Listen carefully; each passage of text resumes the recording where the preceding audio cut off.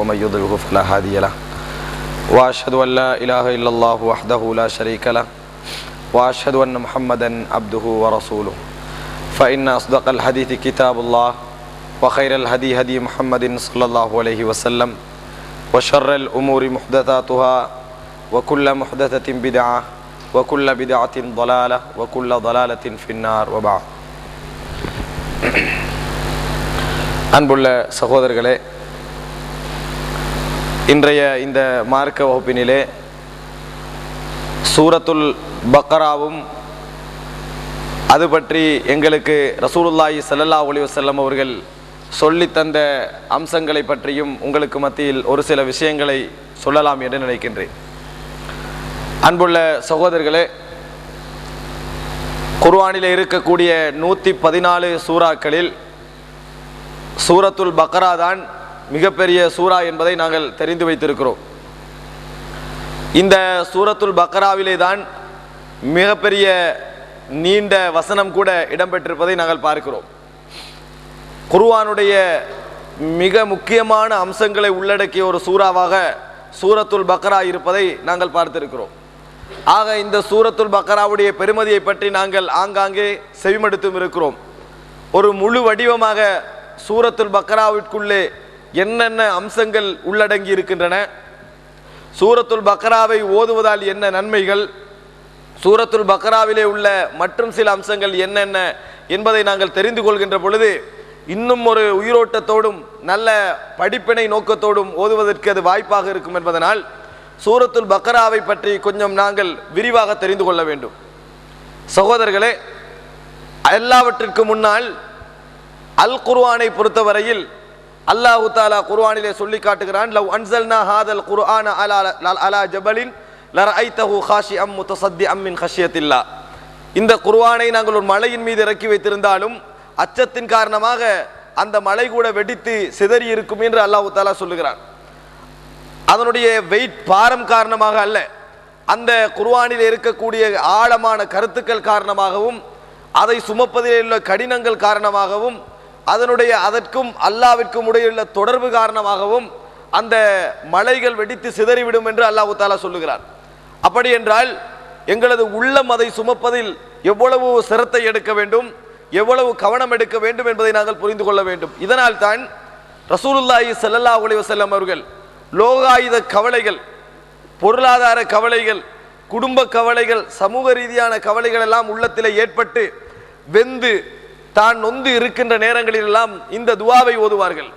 அல்லாஹும்ம இன்னி அப்துக வப்னு அப்திக் வப்னு அமதிக் நாசியதி பியதிக் மாதின் ஃபிய ஹுக்முக் அதுலுன் ஃபிய கலாஉக் அஸ்அலுக பிகுல்லி இஸ்மின் ஹுவலக் சம்மைத பிஹி நஃப்ஸக் அவ் அன்ஸல்தஹு ஃபி கிதாபிக் அவ் அல்லம்தஹு அஹதம் மின் ஹல்கிக் அவ் இஸ்தஅதர்த பிஹி ஃபி இல்மில் கைபி இந்தக் அன் தஜஅலல் குர்ஆன ரபீஅ கல்பி வ நூர ஸத்ரி வ ஜலாஅ ஹுஸ்னி வ ذهاب ஹம்மி வ கம்மி.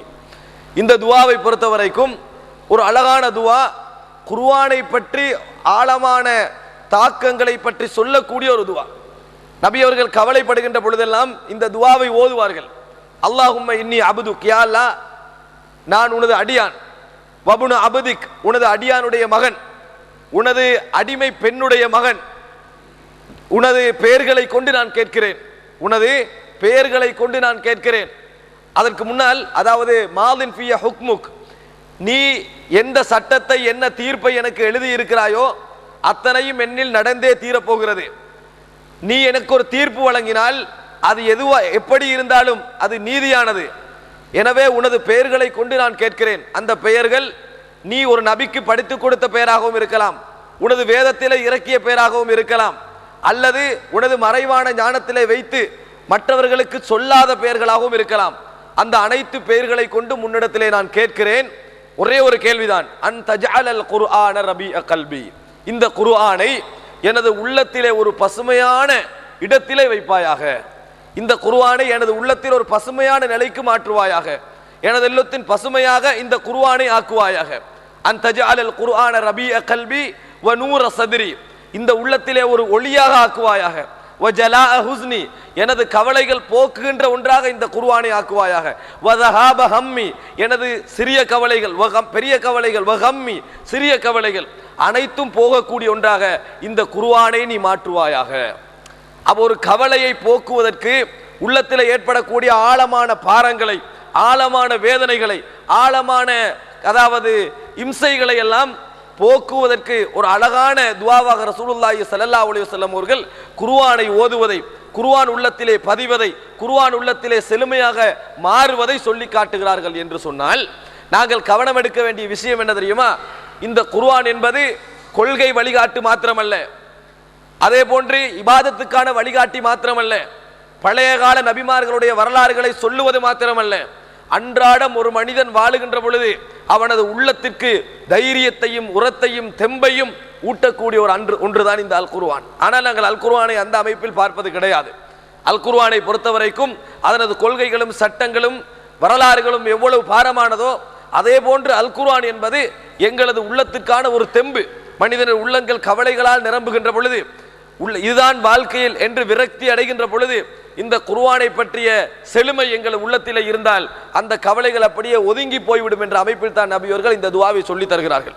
அழகான ஒரு துஆ, அன்தஜஅல் குர்ஆன ரபீஅ கல்பி வ நூர சத்ரி வ ஜலாஅ ஹுஸ்னி வ ذஹாப ஹம்மி வ கம்மி. அதாவது குர்ஆனை 5 விஷயத்தை சொல்லி கேட்கிறார்கள். குர்ஆன் எனது உள்ளத்துடைய பசுமையாக குர்ஆன் தான் இருக்க வேண்டும், எனது உள்ளத்திலே பிரகாசிக்கக்கூடிய ஒன்றாக குர்ஆன் இருக்க வேண்டும், எனது உள்ளத்திலே உள்ள கவலை போக்கக்கூடிய ஒன்றாக குர்ஆன் இருக்க வேண்டும், எனது உள்ளத்திலே ஏற்படக்கூடிய சிறிய பெரிய மனவர்த்தங்களை போக்கக்கூடிய ஒன்றாக அல் குர்ஆனை நீ ஆக்குவாயாக என்று நாங்கள் தினந்தோறும் ஒவ்வொரு சோகத்தின் பொழுதும் தொழுது அல்லாஹ்விடத்திலே கேட்டு வருவோம் என்று சொன்னால், உண்மையாக எது கவலைப்பட வேண்டுமோ அந்த கவலைகள் மாத்திரம்தான் எங்கள் உள்ளங்களிலே தேங்குமே ஒழிய தேவையற்ற வீணான பிறர் இப்படியெல்லாம் நினைப்பார்களே என்கின்ற கவலைகள் எல்லாம் இந்த உள்ளத்திலே இருக்கவே செய்யாது. சகோதரர்களே, ஆக நபி அவர்கள் கேட்ட அருமையான துஆவில் இது ஒன்று. இதுபோன்று குர்ஆனை முன்னிறுத்தி நபி அவர்கள் நிறைய துஆக்களை கேட்டிருப்பதை நாங்கள் பார்க்கிறோம். குர்ஆனை முன்னிறுத்தி நிறைய துஆக்களை கேட்டிருப்பதை பார்க்கிறோம். நபி அவர்கள் குர்ஆனை பற்றி எப்படி சொல்கிறார்கள்? கைருக்கும் மன் தஅல்லமல் குர்ஆன வ அல்லமா. உங்களிலேயே மிகச்சிறந்தவர் குர்ஆனை படித்து மற்றவர்களுக்கு கற்றுக் கொடுக்கின்றவர் என்று ரசூலுல்லாஹி ஸல்லல்லாஹு அலைஹி வஸல்லம் சொல்கிறார்கள். ஆக குர்ஆனை ஒருவர் ஓத கற்றுக் கொடுத்தால் அவரும் அடங்குவார், குர்ஆனை ஒருவர் விளக்கப்படுத்துகிறார் அவரும் அடங்குவார், குர்ஆனுடைய சட்டங்களை விளங்கப்படுத்துகிறார் அவரும் அடங்குவார், குர்ஆன் மூலம் பயிற்சிகளை கொடுக்கிறார் அவரும் அடங்குவார். அந்த அளவுக்கு குர்ஆனை நபியவர்கள் சிறப்பித்து சொல்லி இருக்கிறார்கள். குர்ஆனுடைய சிறப்பு சம்பந்தமாக நாங்கள் தனியாக பேசி இருக்கிறோம்.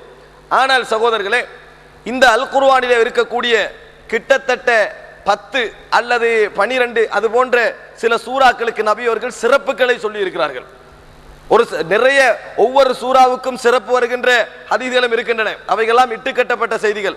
ஆனால் ஒரு சில முக்கியமான சூறாக்களுக்கு நபி அவர்கள் சிறப்புகள் நிறைய சொல்லி இருக்கிறார்கள். அப்படி சிறப்புகள் அதிகமாக சொல்லப்பட்ட சூறாக்களில் ஒன்றுதான் இந்த சூரத்துல் பக்ரா. இந்த சூரத்துல் பக்ரா அதிகமான சூறாக்கள் அதிகமான சிறப்புகள் சொல்லப்பட்ட ஒரு சூரா. சில பொழுதுகளில் நபி தோழர்கள் சில விஷயங்களை சொல்லுகின்ற பொழுது சூரத்துல் பக்ரா எவர் மீது இறக்கப்பட்டதோ அவரது மக்காம் இதுதான், அவருடைய இடம் இதுதான் என்று ஹஜ்ஜிலே வைத்து சொன்னார்கள். சூரத்துல் பக்ரா எவர் மீது இறக்கப்பட்டதோ, குர்ஆன் இறக்கப்பட்டது என்று சொல்வதை விட சூரத்துல் பக்ரா எவர் மீது இறக்கப்பட்டது என்று சூரத்துல் பக்ராவை வைத்து நபியவர்களை சிறப்பித்த சில செய்திகளை நாங்கள் சஹீஹ் முஸ்லிமிலே பார்க்கிறோம். ஆக சகோதரர்களே, இந்த குர்ஆன் எந்த அளவுக்கு சிறப்பாக எங்கள் உள்ளத்திலே பதிய வேண்டுமோ அதே போன்று சூரத்துல் பக்ரா என்பதும் அதனுடைய ஒரு பகுதியான சூரத்துல் பக்ரா என்பதை பற்றியும் நாங்கள் விரிவாக தெரிந்து கொள்வது குர்ஆனுடைய தாக்கத்தில் நாங்கள் எதை எதிர்பார்க்கிறோமோ அதையே இந்த சூரத்துல் பக்ராவிலிருந்து நாங்கள் எதிர்பார்ப்பதற்கு ஒரு துணையாக அமையும். சகோதரர்களே, இந்த சூரத்துல் பக்ராவுடைய சிறப்புகளை நபியவர்கள் என்னென்ன சொல்லி இருக்கிறார்கள் என்பதை தெரிந்து கொள்வதற்கு முன்னால் சூரத்துல் பக்ராவை பற்றி நாங்கள் ஒரு சிறு அறிமுகம். சூரத்துல் பக்ராவில் என்ன இருக்கிறது முழுமையாக நிறைய பேர் குல்ஹுல்லாஹுடைய அர்த்தத்தை படித்திருப்பார்கள், குல்லாது பிரபில் ஃபலக்குடைய அர்த்தத்தை படித்திருப்பார்கள், சூரத்துல் ஃபாத்திஹாவுடைய அர்த்தத்தை படித்திருப்பார்கள். பக்ரா கிட்டத்தட்ட 286 வசனம் என்பதனால் அதன் அர்த்தங்களை படிப்பது கிடையாது. 286 வசனங்கள் என்பதனால் அதன் அர்த்தங்களை படிப்பது குறைவு. ஆனால் சூரத்துல் பக்ராவை பொறுத்தவரைக்கும் குர்ஆனில் அல்லாஹ் தஆலா ஏனைய சூறாக்களில் விவரித்து சொல்லக்கூடியவைகளை சுருக்கமாக சொன்ன ஒரு சூறா தான் இது. மற்ற 113 சூறாக்களில் எவைகளெல்லாம் வருகிறதோ அவைகளெல்லாம் தலைப்பு வாரியாக அல்லாஹ் தஆலா சொல்லி செல்கின்ற சூறா இது. இந்த சூரத்துல் பக்ராவை எடுத்தால் அல்லாஹ் தஆலா ஏகத்துவ கொள்கையை சொல்லுவான், தொழுகையை பற்றி நிறைய சொல்லுவான், நோன்பை பற்றி தெளிவாகவே சொல்லுகிறான், பொருளாதாரம் ஜக்காத்து பற்றி நிறைய சொல்லுகிறான், ஹஜ்ஜை பற்றி கூடுதலாக பேசிய சூரா இது. நிக்காகை பற்றி கூடுதலாக பேசிய சூரா இது. தலாக்கை பற்றி தெளிவாக பேசிய சூரா இது. தலாக்கை பற்றி தெளிவாக பேசிய சூரா இது. தலாக்கின் பொழுது ஏற்படுகின்ற என் மனைவிக்கு என்ன கொடுக்க வேண்டும், கணவன் என்ன கொடுப்பதற்கு கடமைப்பட்டிருக்கிறான் என்பதை எல்லாம் தெளிவாக பேசிய சூரா இது. ஜிஹாதை பற்றி தெளிவாக பேசிய சூரா இது. அந்த அளவுக்கு இஸ்லாத்துடைய ஃபிக்ஹுடைய தலைப்புகள் அனைத்தையும், கொள்கையுடைய தலைப்புகள் அனைத்தையும் விலாவாரியாக பேசுகின்ற ஒரு சூரா இது.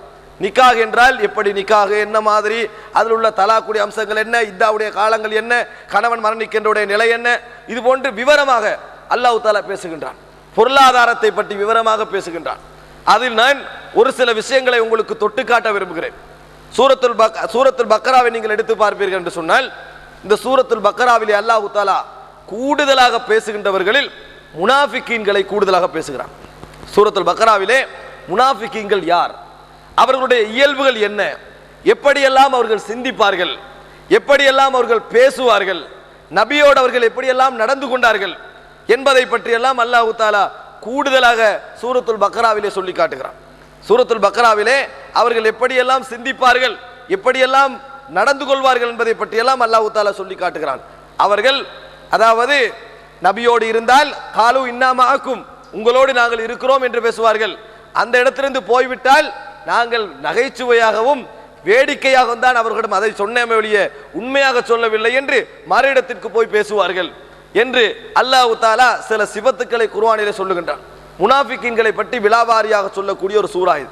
முனாஃபிகீன்களை நீங்கள் தெரிந்து கொள்ள வேண்டும் என்று நினைக்கிறீர்கள், படிக்க வேண்டும் என்று நினைக்கிறீர்கள், எப்படியான பண்புகள் எல்லாம் நயவஞ்சகத்துடைய பண்பாக இருக்கும் என்று படிக்க வேண்டும் என்று நினைக்கிறீர்கள் என்றால் நீங்கள் நாட வேண்டிய, தேட வேண்டிய ஒரு சூரா சூரத்துல் பக்ரா. சூரத்துல் பக்ராவிலே உங்களுக்கு என்ன செய்யலாம், முனாஃபிகீன்களை பற்றி கூடுதலான குறிப்புகளை எடுக்கலாம். கூடுதலான முறையில் நயவஞ்சகத்தனம் எங்கள் உள்ளத்திலே இருக்கிறதா, எங்களது செயலிலே இருக்கிறதா, எங்களது வார்த்தைகளிலே இருக்கிறதா என்பதையெல்லாம் தெரிந்து கொள்ளக்கூடிய ஒரு சூரா தான் சூரா முனாஃபிக். இந்த சூரத்துல் பக்ரா சூரத்து முனாஃபிக் என்ற ஒரு சூறாவே இருக்கிறது. அதைவிட கூடுதலாக அல்லாஹ் இந்த சூறாவிலே பேசுகிறான். முனாஃபிகீன்களை பற்றி அதைவிட கூடுதலாக பேசுகிறான். ஒரு அம்சம். இரண்டாவதாக யூத நசாராக்களுடைய தோற்றம், வளர்ச்சி, வரலாறு, குணம், இயல்புகள் எல்லாவற்றையும் பேசுகிறான். யூத நசாராக்களுடைய தோற்றம், வளர்ச்சி, வரலாறு, எப்படியெல்லாம் நடந்து கொண்டார்கள், அல்லாஹ் எப்படியெல்லாம் அவர்களுக்கு அருள் செய்தான் என்பதை பற்றியெல்லாம் விரிவாகவே அல்லாஹ் தஆலா பேசுகிறான். என்ன குணம் படைத்திருந்தார்கள். ஒரு சில விஷயத்தை சொல்வதென்றால், நபியவர்களை பார்த்து அவர்கள் சொல்வார்கள் ராயினா, சஹாபாக்களும் சொல்வார்கள், அவர்களும் சொல்வார்கள் ராயினா. ராயினா என்றால் என்ன, எங்களை தலைவரே, எங்களது தலைவரே. ஆனால் யூதர்கள் அந்த கருத்திலே சொல்லவில்லை. ராயினாக்கு இன்னொரு கருத்து இருக்கிறது. ஆட்டு மேய்ப்பவரே, ஆடு மேய்ப்பவரே, மந்தை மேய்ப்பவரே, இடையனே என்ற கருத்து இருக்குது.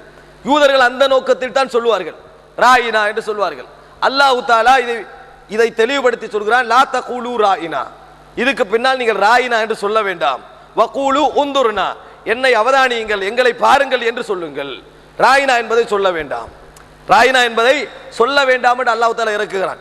யூதர்களுடைய உள்ளத்தை பற்றி அல்லாஹ் தஆலா தெளிவாக விளக்குகின்ற சூரா இது. சொல் மாற்றங்கள் என்னென்ன ஆடினார்கள். ஒரு கிராம் பைத், அதாவது பலஸ்தீனுக்குள்ளே நுழைய சொல்லுகின்ற பொழுது அல்லாஹ் தஆலா சொல்லுகிறான், இந்த பூமிக்கு போங்கள், வகூலு ஹித்தா, பாவங்கள் எல்லாம் அழிந்து போகட்டும் என்று சொல்லுங்கள், பாவங்கள் எல்லாம் அழிந்து போகட்டும் என்று சொல்லுங்கள். என்னமா சொன்னார்கள், ஹிந்தா என்றார்கள். ஹித்தா என்று சொல்லாமல் ஹிந்தா என்றார்கள். ஹிந்தா என்று சொன்னால் அரபு மொழியிலே என்ன கருத்து வரும் என்று சொன்னால் கோதுமை, அந்த கருத்து வரும். பாவங்களை ஹித்தா என்று சொல்ல வேண்டியதை ஹிந்தா என்று சொன்னார்கள். அவர்களுடைய மொழியில் அதற்கு என்ன கருத்து தெரியா, ஹித்தா என்று சொல்ல சொன்ன பொழுது ஹிந்தா என்று அவர்கள் சொன்னார்கள். படிக்கிறோம், அல்லாஹ் அந்த சொல்லை சொல்லவில்லை. குர்ஆனிலே சொல்கிறார், ஃபபத்தலல்லதீன ஸலமு கௌலன் கைரல்லதீ கீல லஹும், எதை சொல்லப்பட்டதோ அதை சொல்லாமல் வேறு வார்த்தை அவர்கள் சொன்னார்கள் என்று சொல்கிறார். என்ன வார்த்தை சொல்லப்பட்டதோ அதை சொல்லாமல் வேறு வார்த்தை சொன்னார்கள் என்று அல்லாஹ் தஆலா சொல்கிறார். இப்படி கூடுதலான இவர்களுடைய சொல்வம்புகளை பற்றியெல்லாம் அல்லாஹ் தஆலா சொல்கிறார். நாங்கள் படித்திருக்கிறோம், நபியரிடத்திலே வருவார்கள், அஸ்ஸலாமு அலைக்கும் என்பதற்கு பதிலாக அஸ்ஸாமு அலைக்கும், உங்களுக்கு நாசம் உண்டாவதாக என்பார்கள். லாமை விட்டு விடுவார்கள். ஆயிஷா ரசூல் ஸல்லல்லாஹு அலைஹி உங்கள் மீது உண்டாவதாக என்பார்கள். ஒரு முறை ஆயிஷா ரதியல்லாஹு அன்ஹா அவர்கள் கோபித்து, எனது உங்கள் மீது நாசம் உண்டாவதாக, உங்கள் மீது அல்லாஹ்வுடைய சாபம் உண்டாவதாக என்று சபிக்கிறார்கள். அப்பொழுது ரசூல் ஸல்லல்லாஹு அலைஹி வஸல்லம் ஏன் இப்படி செய்கிறீர்கள் என்று கேட்ட பொழுது ஆயிஷா ரதியல்லாஹு அன்ஹா சொல்கிறார்கள், என்ன சொன்னார்கள் என்று உங்களுக்கு விளங்கியதா, அவர்கள் எப்படி சொல்கிறார்கள் உங்களுக்கு விளங்கியதா என்று கேட்கிறார்கள். நபியர்கள் சொல்கிறார்கள், நான் சொன்ன பதில் உனக்கு விளங்கியதா, நான் என்ன பதில் சொன்னேன், வாலைக்க உங்கள் மீதும் உண்டாவதாக, நீங்கள் சாந்தியை கேட்டிருந்தால் சாந்தி உண்டாகும், சாபத்தை கேட்டிருந்தால் சாபம் உண்டாகும். நான் சொன்ன பதில் நீங்கள் புரிந்து கொண்டீர்களா என்று ஆயிஷா ரலியல்லாஹு அன்ஹா அவர்களை பார்த்து கேட்கிறார்கள். ஆக இந்த வார்த்தை ஜாலங்கள், வார்த்தை நபி அவர்களோடு இப்படி நடந்தார்கள் என்றால் இன்று பலஸ்தீன ஒப்பந்தங்கள்லாம் என்ன வார்த்தை ஜாலங்களா வைப்பார்கள். சமாதான ஒப்பந்தம் என்ற பெயரில் என்னென்னதெல்லாம்